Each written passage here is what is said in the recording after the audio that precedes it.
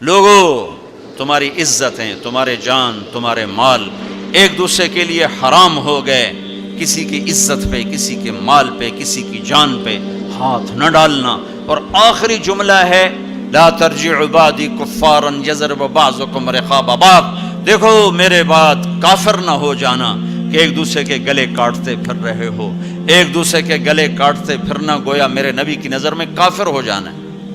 یہ آخری جملہ تھا۔ اور پھر ایک اور آخر لا تسودوا وجہی یوم القیامہ، دیکھو مجھے قیامت کا دن تمہاری وجہ سے شرمندہ نہ ہونا پڑے، مجھے شرمندہ ہونے سے بچانا۔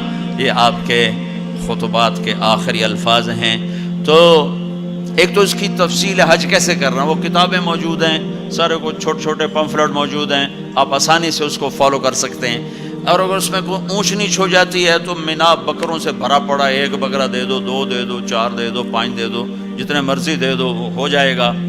تو جب تم اتنے پیسے خرچ کر کے جا رہے ہو تو میرے نبی سے پوچھا گیا یا رسول اللہ سب سے بہترین حج کیا ہے؟ الحج والثج، سب سے بہترین حج ہے لبیک کہنا زور زور سے اور قربانی کرنا اپنی وسعت کے حساب سے، خون بہانا، قربانی کرنی۔ ہمارے نبی اگر اپنی طرف سے قربانی کرتے تو ایک بکرا ذبح کر دیتے، ایک دمبا ذبح کر دیتے، ایک مینڈا اچھا طرح۔ ساری زندگی ہمارے نبی عید قربان پر 2 قربانیاں کرتے تھے، 2 چھترے، ایک اپنی طرف سے کرتے تھے اور ایک امت کی طرف سے کرتے تھے، ساری تو۔ لیکن جب آپ نے حج کیا تو آپ نے کتنی قربانیاں فرمائیں؟ آپ کی عمر مبارک 63 سال تھی، تو آپ اور حضرت علی کے اونٹ مشترکہ مل کر 100 تھے، 100۔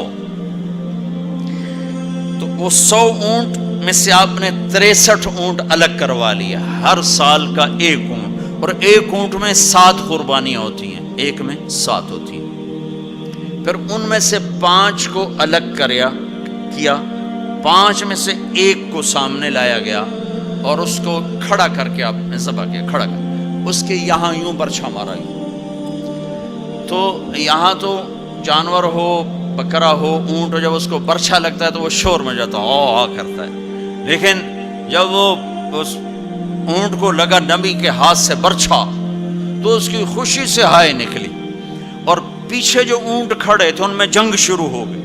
ہر اونٹ رسی توڑ کے آگے بڑھ کے ذبح ہونے کی کوشش کر رہا تھا کہ کہیں میں پیچھے نہ رہ جاؤں، میں پہلے ذبح ہو جاؤں، میں پہلے ذبح۔ نہ شود نصیب دشمن کہ شود ہلاک تیغت، سر دوستاں سلامت کے تو خنجر آزمائی، ہم آہوان صحرا سر خود نہاد برکف امید آن کے روزے بشکار خواہی آمد، کہ آج سارے جنگل کے ہرنوں کو انتظار ہے کہ آج ہمارا محبوب شکار کرنے آ رہا ہے۔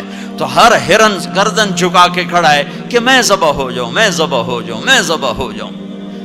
تو یہ شعر میرے نبی پہ فٹ آتا ہے کہ سارے اونٹوں میں جنگ شروع ہو گئی اور ہر ایک کا زور تھا میں ذبح ہو جاؤں، میں ذبح ہو جاؤں۔ آپ نے 63 اونٹ ذبح فرمائے اور برچا پھینک دیا، اور اپنی بیویوں کا حصہ اس میں نہیں رکھا، بیویوں کے لیے الگ قربانی کی، بیویوں بیگمات کے لیے الگ قربانی کی، اور اپنے 63 اور 7 ہر اونٹ میں۔ اور پھر یہاں تک فرمایا کہ علی جو گوشت بنائے اس کو مزدوری گوشت میں سے نہیں دینی، میں الگ سے دوں گا، اس کا ہر ٹکڑا اللہ کے نام پہ جانا چاہیے۔ گوشت میں سے مزدوری بھی نہیں دی، الگ سے مزدوری دی۔ اور پھر فرمایا کہ آؤ بھائی جو لے جانا چاہتا ہے لے جائے۔ پھر فرمایا حضرت علی سے کہا ایک ایک بوٹی سارے اونٹوں سے لے لو اور ایک دیگ چڑھا دو۔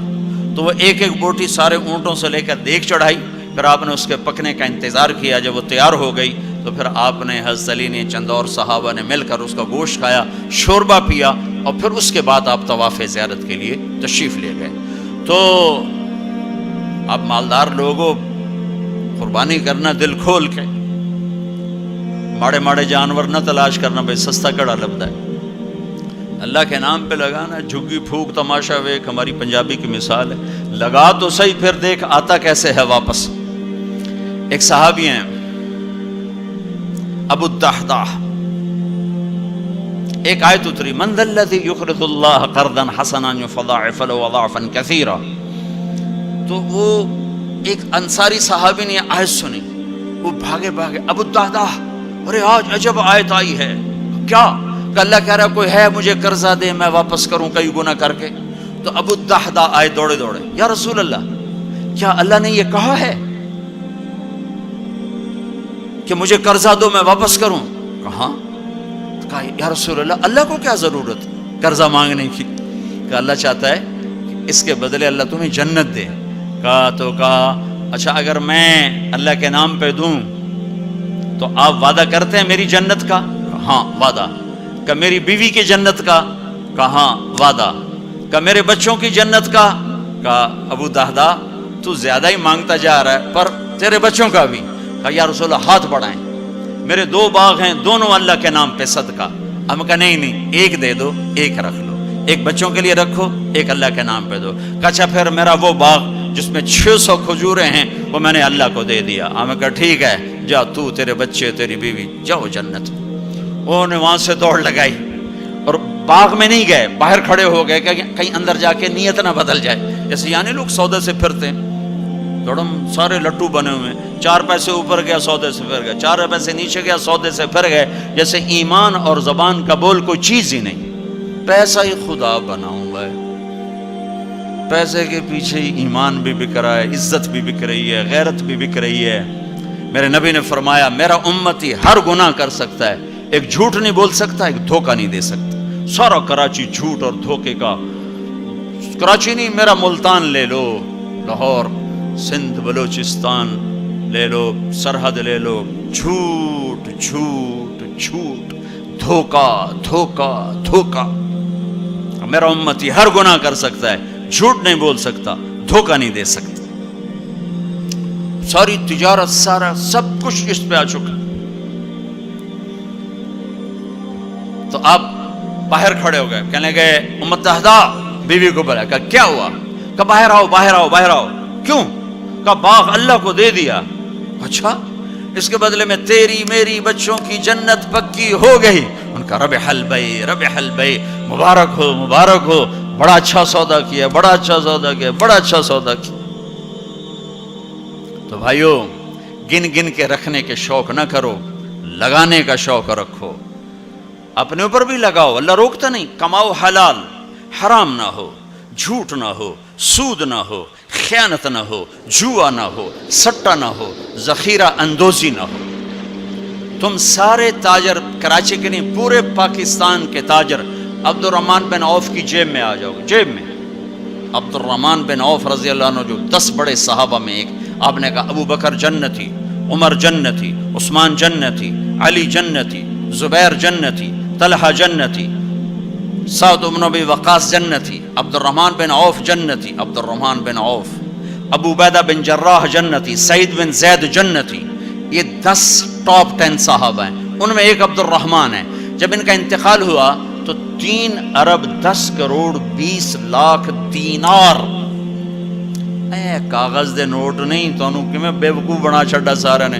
کاغذ چاہ کر ٹورے ودن, کوئی سیٹ صاحب, کوئی میاں صاحب, کوئی شیخ صاحب, وہ نیرا کاغذ ہی کاغذ. انہوں کاغذ بھی واپس لے کے پلاسٹک دے چھڑے ہے. کارڈ ہے جی کارڈ. مطلب ہم کیسے بدھو بنے ہیں, کیسے بدھو بنے. ارے دولت سونے اور چاندی کا نام ہے.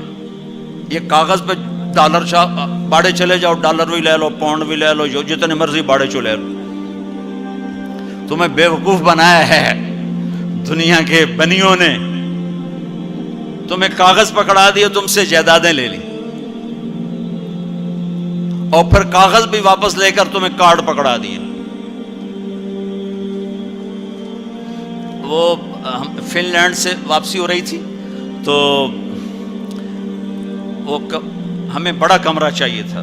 وہ کمرہ چھوٹا تھا, وہ کروز تھا, یہ جو بڑے بڑے بحری جہاز چلتے, تو ہمیں کمرہ چھوٹا ملا. تو میں نے کہا یار کوئی بڑا کمرہ, تو ہماری جماعت بڑی ہے, تو کوئی بیٹھنے کی ہو, کوئی سونے کی ہو. تو ہم وہاں گئے کاؤنٹر پر, تو اس نے کہا جی آپ 2500 کراؤن دے دیں تو ہم آپ کو کمرہ دے دیتے. ہم نے کہا لے لو. کہا نہیں ہم پیسے نہیں لیتے. کیا لیتے ہیں؟ کارڈ. وہ کہا بھائی پیسے تو زیادہ, نہیں کارڈ لیں گے. اب ہمارے تو پاس کارڈ نہیں تھے, تو سویڈن کا ایک ساتھی ہمارے ساتھ تھا، تو اس نے اپنا کارڈ دیا، تو انہوں نے وہ اس کو کراس کیا، تو اس کو انہوں نے ہمیں بڑا کمرہ دے دیا. تو تمہیں تو پاگل بنا گیا بنیا، دنیا کا سب سے بڑا بنیا، تمہیں کاغذ دے کے تمہیں سیٹ صاحب بنا دیا، شیخ صاحب بنا دیا، پتہ نہیں کیا کچھ بنا دی. اور عبد الرحمن جو چھوڑ کے مر رہے ہیں وہ کاغذ نہیں 3 ارب 10 کروڑ 20 لاکھ دینار.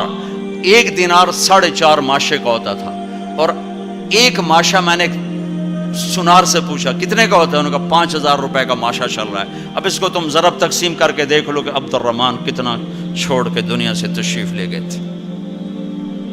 ہم نے کہا عبد الرحمن تاجر الرحمن، عبد الرحمن یہ رحمان کا تاجر ہے، رحمان کا تاجر ہے. اتنی بڑی تجارت کی کا میری تجارت کے 4 اصول تھے. آپ میں تاجر بھی ہوں گے بڑے بڑے، میری تجارت کے 4 اصول رہے. کبھی ادھار نہیں خریدا، نمبر 1. تمہاری ساری مارکیٹ نکل گئی، اس پہلی شرط سے ساری مارکیٹ آؤٹ ہو گئی. کبھی ادھار نہیں بیچا، جڑے 2-4 رہ گئے وہ بھی بچوں نکل گئے. کبھی ادھار نہیں خریدا، کبھی ادھار نہیں بیچا. جس نے ادھار خریدا بھی ہو اور ادھار بیچا بھی ہو، ان کدی رات نیند آ سکتی؟ لین والے سر تے چڑھے ہوں، دیون والے لکے ہوئے ہیں، کدے جاوے؟ نہ بیوی اچھی لگے نہ بچے اچھے لگے. تو جس نے نقد خریدا نقد بیچا ہو تو آرام نال ستا بوجھے پیسے بوجھے چین کسے کو نہ لونا نہ دیونا. تو میں نے کبھی ادھار نہیں خریدا، میں نے کبھی ادھار نہیں بیچا، میں نے کبھی سٹاک نہیں کیا. میں نے زندگی بھر کبھی سٹاک نہیں کیا کہ پڑ جائے پروفٹ تو پھر بیچوں، جب پروفٹ ملا فوراً بیچ دیا. میں نے کبھی سودے کا عیب نہیں چھپایا، میں نے کبھی سودے کا عیب نہیں چھپایا.